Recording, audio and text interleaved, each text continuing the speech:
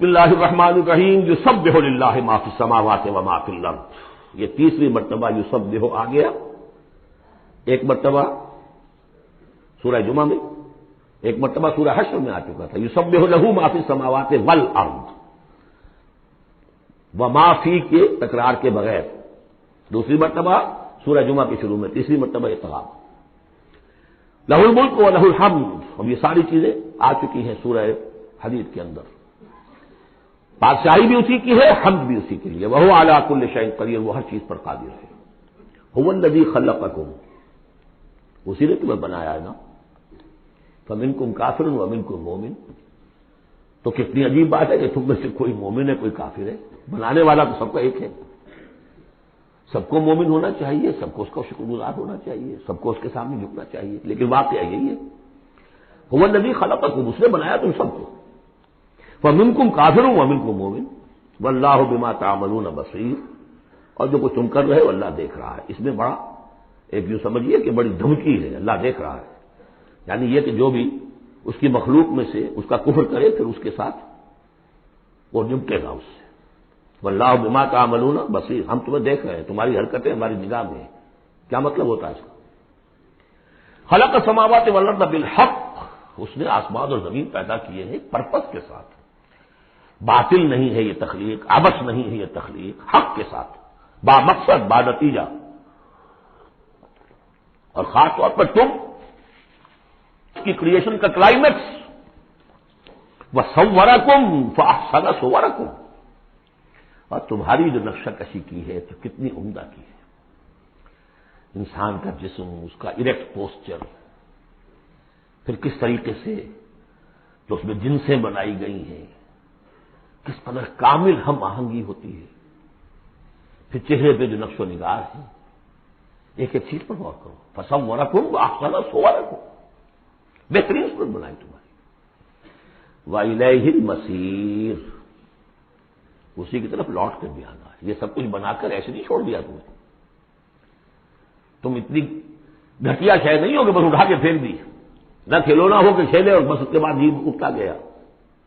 یہ ایک serious creation ہے، پرپسفل ہے، نتیجہ نکلے گا. اب دیکھیے ایک آیت میں جمع کیا ہے وہ تمام جو ایمانیات، ایمان بالعلم، علم خداوندی کا جو ایمان ہمارا ہونا چاہیے. آپ کو کئی کئی آیتوں میں ملے گا قرآن میں بہت سے مقامات پر. یہاں ایک میں 3 ڈائمنشنز دی ہیں. یعلم ما فی السماوات والارض، ایک ڈائمنشن، وہ جانتا ہے جو کچھ آسمان میں ہے جو کچھ زمین میں ہے. کیا باقی رہ گیا؟ لیکن سیکنڈ ڈائمنشن وَيَعْلَمُ مَا تُسِرُّونَ وَمَا تُعْلِنُونَ، وہ بھی جانتا ہے جو تم چھپاتے ہو اور وہ بھی جانتا ہے جو تم ظاہر کرتے ہو. تیسری ڈائمنشن اور آئی، واللہ علیم بذات الصدور، سینوں کے اندر جو کچھ ہے وہ پنہاں ہے وہ بھی اللہ جانتا ہے. میں کافی عرصے تک متردد رہا کہ یہ تو پھر تکرار ہو گئی، جو کچھ ہم چھپاتے ہیں وہی ہمارے سینے میں ہے نا. اور تکرار محض کلام کا عیب ہے. یقیناً یہاں کوئی اور بات ہونی چاہیے. تو جب انکشاف ہوا کہ اس سے مطلب ہے even your subconscious mind وچ even you don't know yourself what is lurking in the subconscious mind, تمہارے تحت شعور کے اندر جو طوفان اٹھتے رہتے ہیں اللہ تو اسے بھی واقف ہے. He knows you through and through, وہ تمہارے جین سے واقف ہے. وہ عالم بکم اذ انتم اجنۃ فی بطون امہاتکم، اپنی ماؤں کے پیٹ میں جنین کی شکل میں تھے، اللہ تب بھی جانتا تھا تمہیں. تو وہ تو تمہارے سب کانشیس مائنڈ، تم نہیں بات جانتے نہیں، تمہیں نہیں معلوم. تم بسا اوقات دھوکہ کھا جاتے ہو. تمہارا تحت شعور جو ہے وہ تمہیں دھوکہ دیتا ہے، لیکن اللہ اس سے بھی واقف ہے. الم یاتکم نبأ، اب 4 آیتیں ہو گئی ایمان باللہ پر، اگرچہ اسی میں مضمر ہے ایمان بالآخرہ بھی، بعد بھی. 2 آیتیں ایمان باللہ پر. الم یاتکم نبأ الذین کفروا من قبل، کیا تمہارے پاس خبریں آ نہیں چکی ہیں ان لوگوں کی جنہوں نے کفر کیا تھا پہلے؟ قوم نوح، قوم ہود، قوم صالح، پورا مکی قرآن پڑھ چکے ہو نا. اب تو ہم نزول کے اعتبار سے بھی بات کہہ سکتے ہیں اور اب اپنے اس دورہ قرآن کے اعتبار سے بات کہہ سکتے ہیں، سارا مکی قرآن پڑھ ہی لیا تقریباً.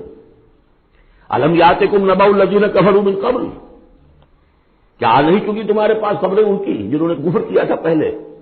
اب اس کا تجزیہ کیا ہے. فذاقوا وبال امرہم، انہوں نے اپنے معاملے کی سزا چکھ لی، دنیا میں ہلاک کر دی گئی۔ وَلَهُمْ عَذَابٌ عَلِيمٌ، اور ابھی ان کے لیے عذاب علیم منتظر بھی ہے۔ ابھی تو عالم برزخ میں ہے نا، عذاب علیم جو آخرت کا ہے وہ تو ابھی منتظر ہے۔ اعد اللہ لہم عذابا علیما، تیار کر کے رکھا ہوا ہے۔ تجزیہ اگلی آیت میں ذالک بأنہ کانت تأتیہم رسلہم بالبینات، یہ اس لیے ہوا کہ ان کے پاس ان کے رسول آتے رہے واضح نشانیاں لے کر، واضح نشانیاں، واضح معجزے بھی اللہ نے جس کو دیے۔ فقالوا، تو انہوں نے کہا اب بشر یہدوننا، کیا بشر انسان ہمیں ہدایت دیں گے؟ فکفروا، اس پر کفر کیا انہوں نے، بتولوا، اور رخ پھیر لیا، گردن موڑ لی۔ واستغنى اللہ، اللہ بھی غنی ہے، اللہ تو غنی ہے ہی ہے۔ واللہ غنی حمید، اللہ غنی ہے، حمید ہے۔ اللہ نے بھی کہا دفع ہو جاؤ، جدھر جانا جاؤ۔ اب یہاں آیا بہت باریک نکتہ، شاید آپ کو بھی وہ برا لگے، اچھا نہ لگے۔ دیکھیے، ایک ہی بیماری ہوتی ہے، وہ کبھی کسی شکل میں ظہور کرتی ہے، کبھی کسی شکل میں ظہور کرتی ہے۔ وہی کینسر ہے، اس کی کسی جگہ کا جا کر کوئی سیکنڈری بنے گی تو اس کی کچھ اور شکل ہو جائے گی، کسی اور ٹشو میں کسی اور جگہ جائے گی تو اور شکل ہو جائے گی۔ بیماری یہی ہے کہ جب رسول آتے تھے تو لوگوں نے کہا یہ تو بشر ہیں، رسول کیسے ہو سکتے ہیں؟ سمجھ میں آ رہا ہے؟ یہی بیماری آئی بعد میں، جس کو رسول مان لیا، یہ بشر کیسے ہو سکتے ہیں؟ کوئی فرق ہے اس میں؟ وہاں بشر سامنے تھا، ہاتھ پاؤں والا، اس کا بیٹا ہے، اس کا پوتا ہے، اس کا پڑ پوتا، ہم جانتے ہیں اس کو کون ہے، یہ وہی تو ہے نا، بشر سامنے تھا۔ بشریت کی بنا پر رسالت کا انکار، نبی کیسے ہو سکتا؟ اور جس نے نبی مان لیا خدا بناؤ، یا تو اس کو خدا کا بیٹا تو بناؤ کم سے کم، اور نہیں تو کم سے کم بشریت سے تو نکالو اس کو۔ ایک ہی مرض ہے، ایک ہی مرض ہے۔ آخر یہی کوئی تو وجہ ہے نا، قرآن کتنی دفعہ کہلواتا ہے قل انما انا بشر مثلکم یوحی الی انما الہکم الہ واحد۔ آخری آیت ہے سورہ کہف کی، اے نبی کہیے، ڈنکے کی چوٹ کہیے کہ میں ایک بشر ہوں تمہاری طرح۔ ہاں وہی ہوئی ہے مجھ پر کہ تمہارا الہ تو ایک ہی ہے، اور وہ الہ اللہ ہے۔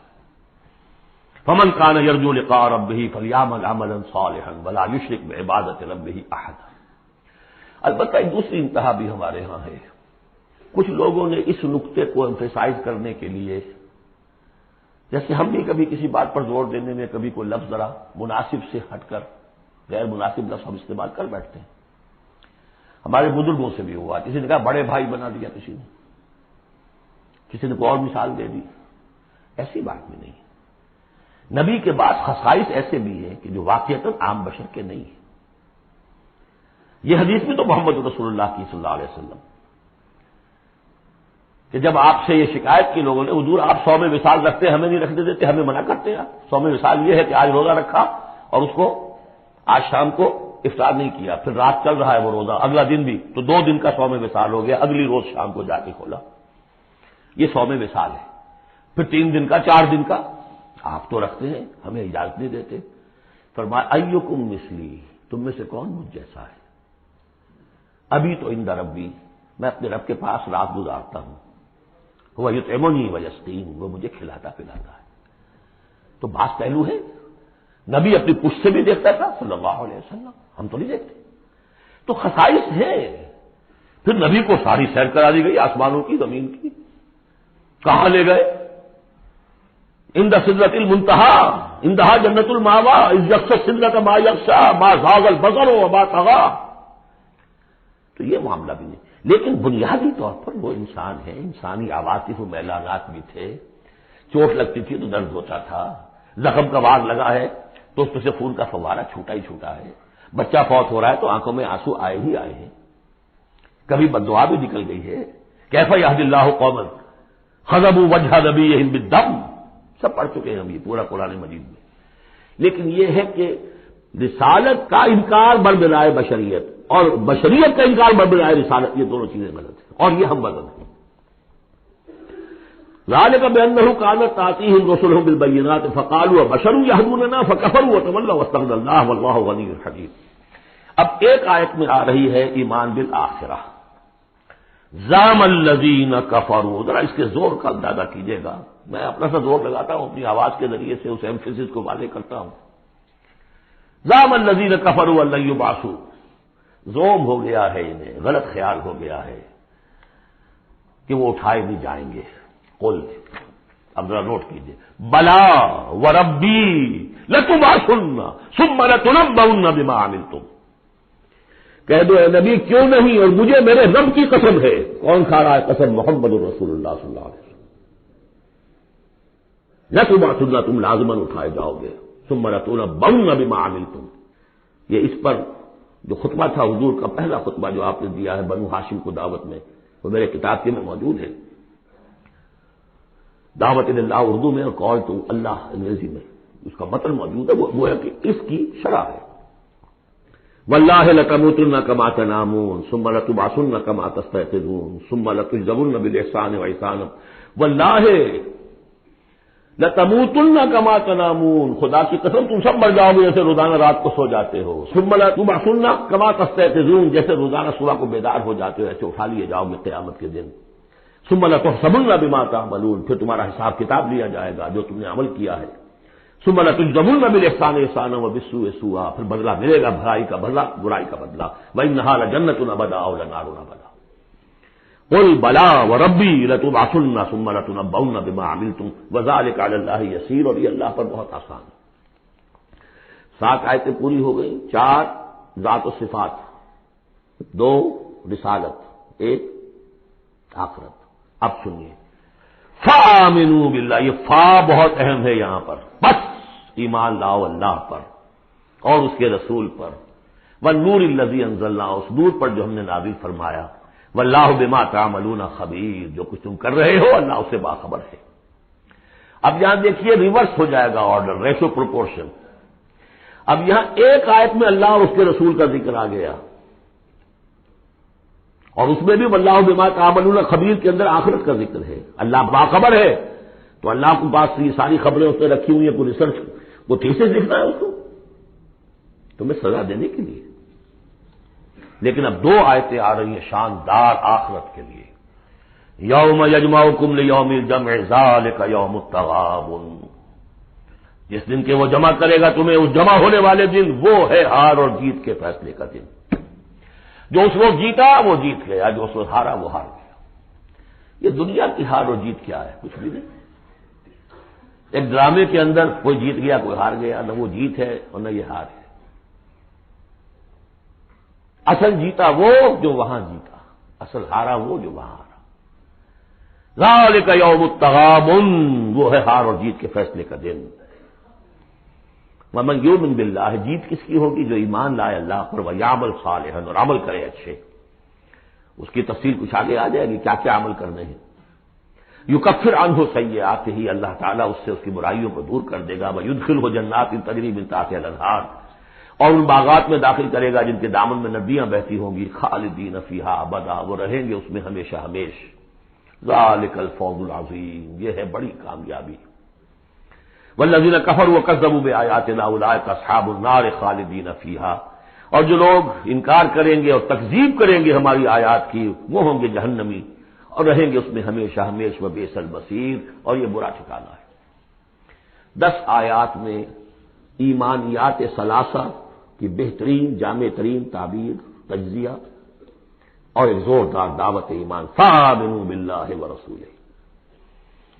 اب جو 8 آیات ہیں 5 میں اب ثمرات ایمانی۔ پہلا ثمرہ کیا ہے؟ ما صاب من مصیبت الا باذن اللہ ومن یؤمن باللہ یہد قلبہ واللہ بکل شیء علیم۔ اگر اللہ پر ایمان حقیقت میں دل میں پیدا ہو گیا تو تمہیں معلوم ہے کہ پتہ تک جنبش نہیں کر سکتا جب تک کہ اللہ کا اذن نہ ہو۔ تم پر کوئی مصیبت کیا بغیر اللہ کے اذن کے آ گئی ہے؟ کیا بغیر اس کے علم کے آ گئی ہے؟ اور اگر اللہ کے اذن سے آئی ہے تو تمہارے ایمان کا تقاضا ہے کہ سمجھو کہ اس میں خیر ہی ہوگا، چاہے یہ مجھے اس وقت بری لگ رہی ہے، مجھے اچھی نہیں لگ رہی ہے، خیر ہوگا، آسان تکرہوا شیئا وہو خیر لکم۔ لہذا بندہ مومن کی زبان پر کیا دل میں بھی کبھی اللہ کے خلاف شکایت کا انداز پیدا نہ ہو۔ یہد قلبہ، تسلیم و رضا، جو اللہ کی طرف سے آئے ہم بھی تسلیم کی خو ڈالیں گے، بے نیازی تیری عادت ہی صحیح، نہ شبد نصیب دشمن کے شبد ہلاک تیرت، سر دوستاں سلامت کے تو خنجر آزمائی۔ اے اللہ جو تیری طرف سے خیر، بیدک الخیر، یہ تسلیم و رضا ہے، مقام تسلیم۔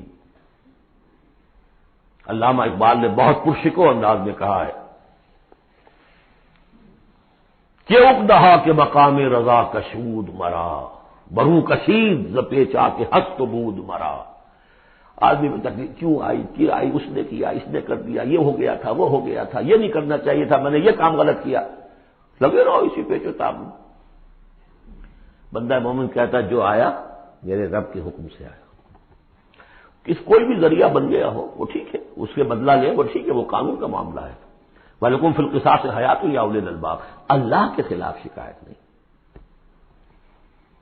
برو کشید نہ پیچا کہ ہست بود مرا، یہ ہے، یہ تھا، یہ کیوں ہو گیا، یہ کیسے ہو گیا، اس سارے چکر سے مجھے نکال لیا۔ کس چیز نے نکال لیا؟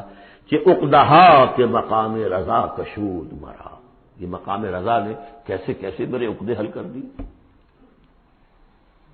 اب میں تفصیل میں جا نہیں سکتا، اس پر میرے بڑے بڑے کیسز موجود، یہ بتایا میں بھول گیا ہوں آپ کو کہ وہ جو منتخب نصاب جس کا میں تذکرہ کرتا آیا ہوں، یہ ساری صورتیں ان میں داخل ہیں۔ یہ اس کا چوتھا حصہ جو تھا سورہ صف، سورہ جمعہ، سورہ منافقون، اور یہ سورہ تغابن دوسرے حصے کی صورت ہے، یہ ایمان کی حقیقت پر۔ سورہ فاتحہ، سورہ آل عمران کی آخری آیات، سورہ نور کی آیات نور، اور پھر یہ تغابن۔ تو پہلا ہے نتیجہ تسلیم و رضا۔ دوسرا نتیجہ یہ تو اندر نکلا نا، دل کے اندر احساسات ہیں، یہ پھول اندر کھلتا ہے، باہر نظر نہیں آتا۔ باہر نظر آنے والا بڑا پھول کیا ہے؟ وَأَطِیعُوا اللَّهَ وَأَطِیعُوا الرَّسُولَ فَإِن تَوَلَّیْتُمْ فَإِنَّمَا عَلَىٰ رَسُولِنَا الْبَلَاغُ الْمُبِینُ۔ اطاعت کرو اللہ کی اور اطاعت کرو رسول کی، پھر اگر تم پیٹھ موڑ لو گے تو جان لو کہ ہمارے رسول پر سوائے صاف صاف پہنچا دینے کی کوئی ذمہ داری نہیں، باقی تمہیں خود جواب دہی کرنی پڑے گی۔ اس نے پہنچا دیا، اس نے حکم بتا دیا، اللہ کا یہ حکم ہے۔ وَأَحَلَّ اللَّهُ الْبَيْعَ وَحَرَّمَ الرِّبَا، تم پڑے رہو اپنے الجھنوں میں اور اشکالات میں، انما البیع مثل الربا، لیکن احل اللہ البیع وحرم الربا، اللہ نے حلال کیا ہے بیع کو، حرام کیا ربا کو۔ ہوا یو، یہ ہوا یو سے مجھے وہ شعر بھی یاد آ گیا ہے جو مقام تسلیم و رضا پر کہا ہے اکبر آبادی نے، رضائے حق پہ راضی رہ، یہ حرف آرزو کیسا یوں ہو جائے۔ اچھا تم اللہ کو سکھا رہے ہو، یو وانٹ ٹو ٹیچ ہم آرزو، رضائے حق پہ راضی رہے، یہ حرف آرزو کیسا، خدا خالق، خدا مالک، خدا کا حکم تو کیسا ہوا نہیں؟ تو وہی ہوا یوں، اللہ نے فیصلہ کیا ہے یہ حرام ہے یہ حلال۔ تم اللہ کو مانتے ہو کہ نہیں؟ نمبر ایک، رسول کو مانتے ہو کہ نہیں؟ نمبر دو، قرآن کو مانتے ہو کہ نہیں؟ نمبر تین، پھر کوئی دلیل نہیں، نو آرگیومنٹس، آئیدر اوبے اور گو اوے، تیسرا راستہ کوئی نہیں۔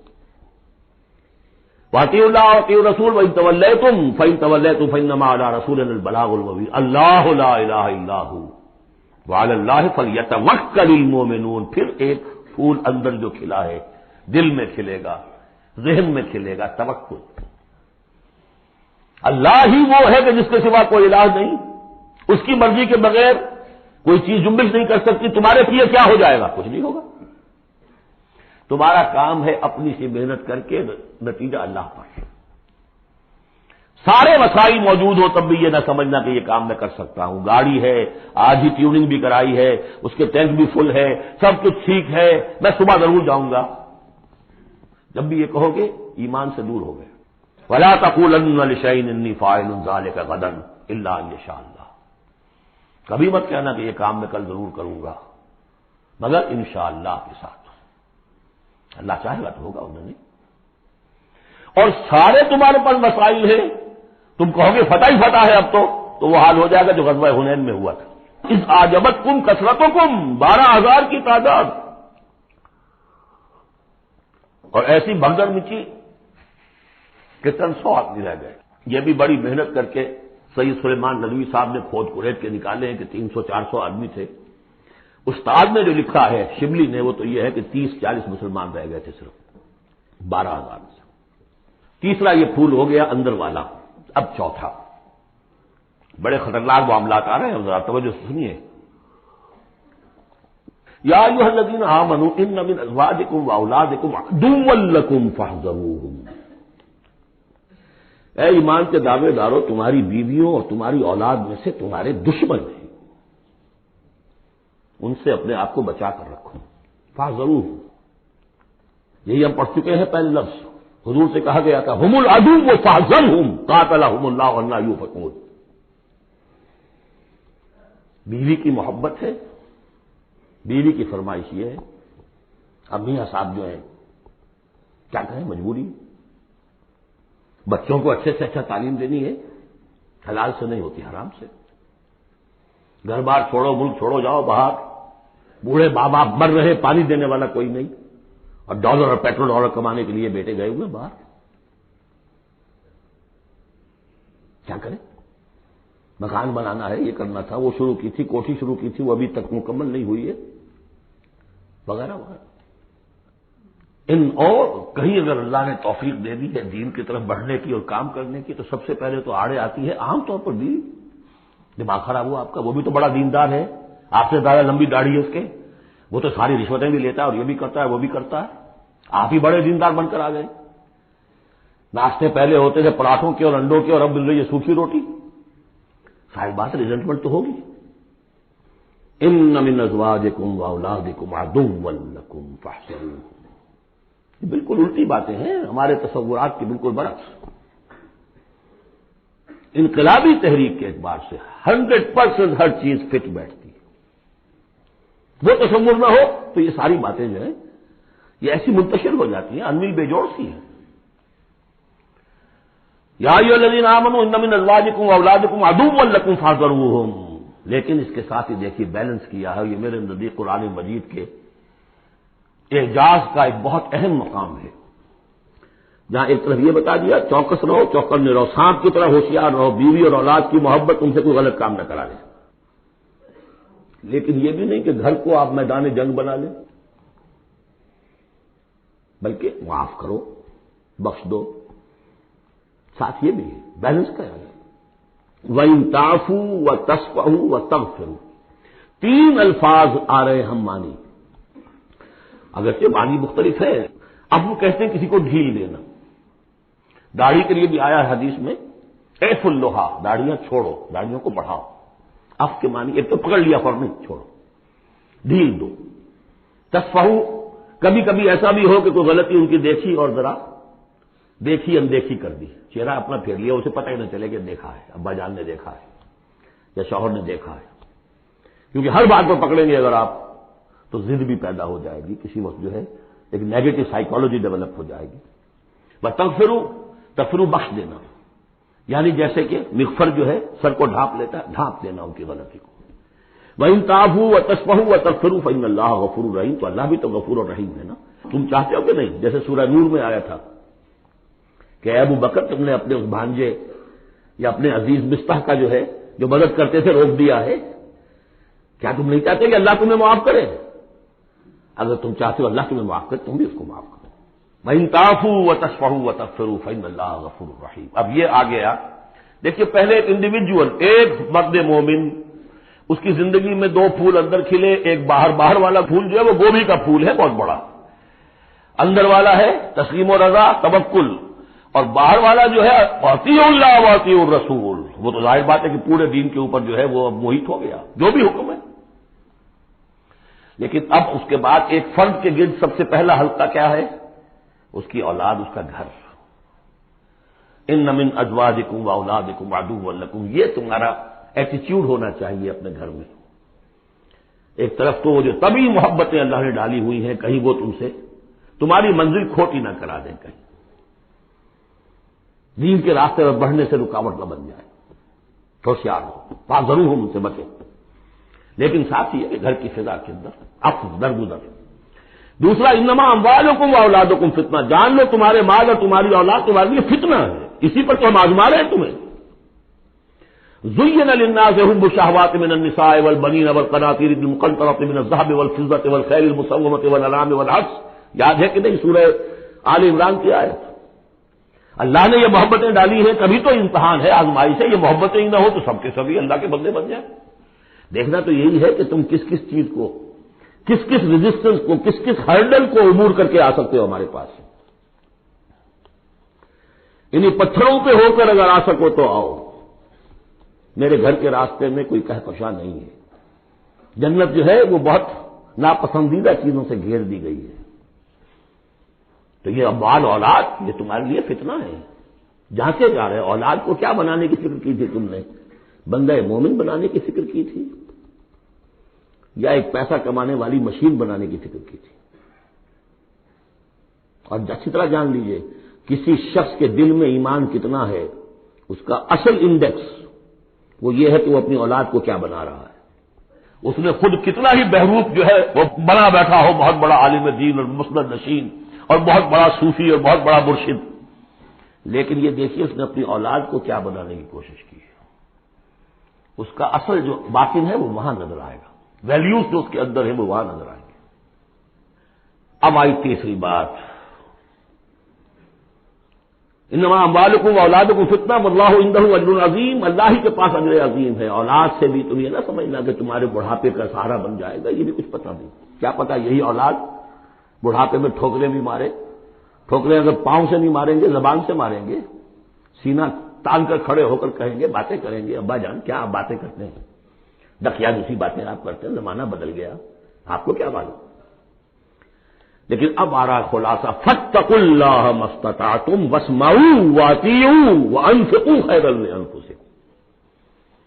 اللہ کا تقوی اختیار حد امکان تک، اور سنو اور اطاعت کرو، سنو اور اطاعت کرو. اطیعوا الرسول تو پہلے آ چکا تھا، یہاں یہ کیوں کہا گیا سوچا کبھی آپ نے؟ اس لیے کہ رسول کی اطاعت، رسول کے زمانے میں رسول نے امیر جس کو مقرر کیا اس کی اطاعت بھی ٹھیک ہے نہیں.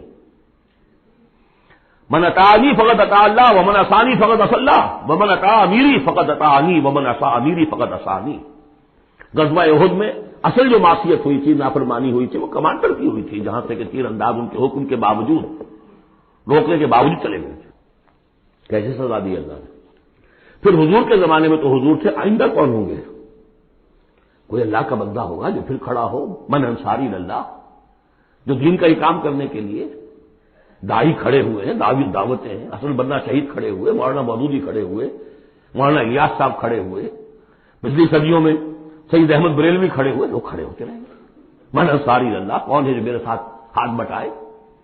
اب آپ دیکھیے اس زمانے میں کون ہے. قبول کیجیے، فاسمعوا واطیعوا، پھر اس کا حکم سنیے اور مانیے. ڈسپلن پارٹی، ورنہ کیا ہوگا؟ کچھ بھی نہیں. عید آزاداں شکوہ ملک و دین اور عید محکومہ ہجوم مومنین. یہ 30 لاکھ کا ہجوم مومنین ہے جو حج میں ہوتا ہے. اگر یہ جماعت ایک ہوتی کسی ایک امیر کے نیچے 30 لاکھ کی، ایک امیر، عظیم الشان انقلاب. وانفقوا اور خرچ کرو خیرا لانفسکم، یہی تمہارے لیے خود اپنے لیے بہتر ہے. لگا دو جو بھی کچھ دیا ہے. وہی دیکھیے جہاں پہ سورہ حدید، آمنوا باللہ ورسولہ وانفقوا مما جعلکم مستخلفین فیہ فالذین آمنوا منکم وانفقوا لهم اجر کبیر ومن یوق شح نفسہ فاولئک هم المفلحون. اور جو اپنی جی کے لالچ سے بچا لیے گئے، بخل سے نجات پا گئے، وہی ہیں کہ جو اصل میں فلاح، آخری فلاح کو پہنچیں گے. ان تقرضوا اللہ قرضا حسنا، اگر تم اللہ کو قرض حسن دو، یضاعف لکم، وہ تو اس کو تمہارے لیے دگنا کرے گا، چوگنا کرے گا، 700 گنا کرے گا. ویغفر لکم، اور تمہیں بخش دے گا. واللہ شکور حلیم، اللہ شکور بھی ہے حلیم بھی ہے.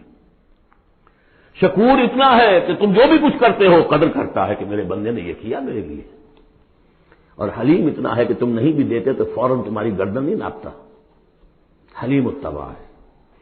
عالم الغیب والشہادہ، وہ جاننے والا ہے کھلے اور چھپے کا. تمہارے سامنے جو کچھ ہے وہ بھی، اور جو تم سے غائب ہے اس کا بھی. العزیز الحکیم، یہ وہ سورت تھی جس کے شروع میں العزیز الحکیم نہیں آیا تھا، یہاں اختتام پر آ گیا ہے، وہ العزیز ہے الحکیم۔ بارک اللہ لی ولکم فی القرآن العظیم ونفعنی وإیاکم بالآیات والذکر الحکیم۔